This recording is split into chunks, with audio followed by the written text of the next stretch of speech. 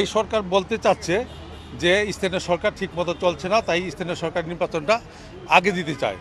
কিন্তু আমরা দেখতে পাচ্ছি, আমরা যারা সরাসরি এর সাথে সম্পৃক্ত ছিলাম, আমরা দেখেছি যেখানে চেয়ারম্যান পালিয়ে গেছে সেখানে প্যানেল চেয়ারম্যান হয়েছে, যেখানে উপজেলা চেয়ারম্যান পালিয়ে গেছে সেখানে ইউএনও বা এসি ল্যান্ড দায়িত্ব পালন করছে, যেখানে মেয়র পালিয়ে গেছে সেখানে এসি ল্যান্ড অথবা মেয়র প্রশাসক ইউএনও দায়িত্ব পালন করছে।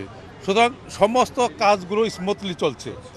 কিন্তু এই সরকার জাতীয় নির্বাচনকে বাধাগ্রস্ত করার জন্য তারা সবার আগে এই স্থানীয় সরকার নির্বাচনটি করতে চাচ্ছে। আমরা এর বিরোধিতা করার জন্য প্রধান উপদেষ্টা বরাবর আমরা স্মারকলিপি দিতে যাচ্ছি।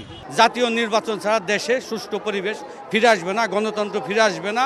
কাজেই এই সরকারের যে মূল দায়িত্বটা জাতীয় নির্বাচন দেওয়া, না জাতীয় নির্বাচন সুষ্ঠু এবং অবাধ হলেই এ দেশে শান্তি শৃঙ্খলা ফিরে আসবে, দেন তারপরে গিয়ে আমরা স্থানীয় নির্বাচন চাই।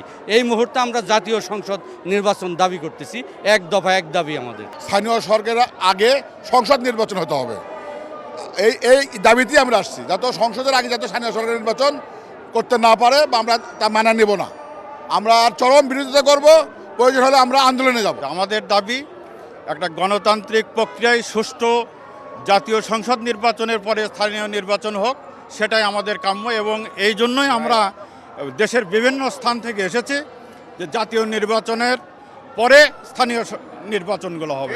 এই সময় অন্তর্বর্তীকালীন সরকারের সময় এসে আমাদের বোধগম্য হচ্ছে না যে কেন আগে স্থানীয় সরকার নির্বাচন দিতে হবে।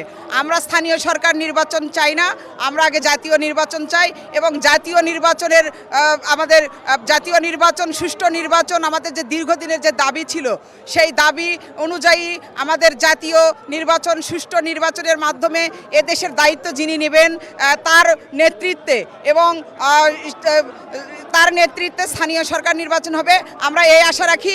এবং এর ব্যত্যয় যদি ঘটে আমরা আরও তীব্র থেকে তীব্রতর আন্দোলনে যাব ইনশাআল্লাহ। কেন স্থানীয় সরকার এখন আমরা সবাই একত্রিত হয়েছি ভাই।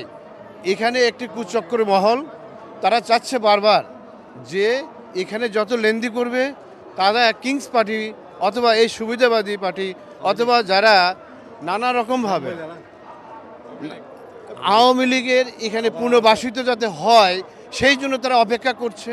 আমরা যারা আছি জনপ্রতিনিধি, বাংলাদেশের জনগণ 17 বছর যারা নির্যাতিত, নিপীড়িত, ক্ষতিগ্রস্ত, তারা এটাকে কোনোভাবেই ভোটাধিকার থেকে বঞ্চিত, এই ভোটাধিকার, জাতীয় ভোটাধিকার চাচ্ছে।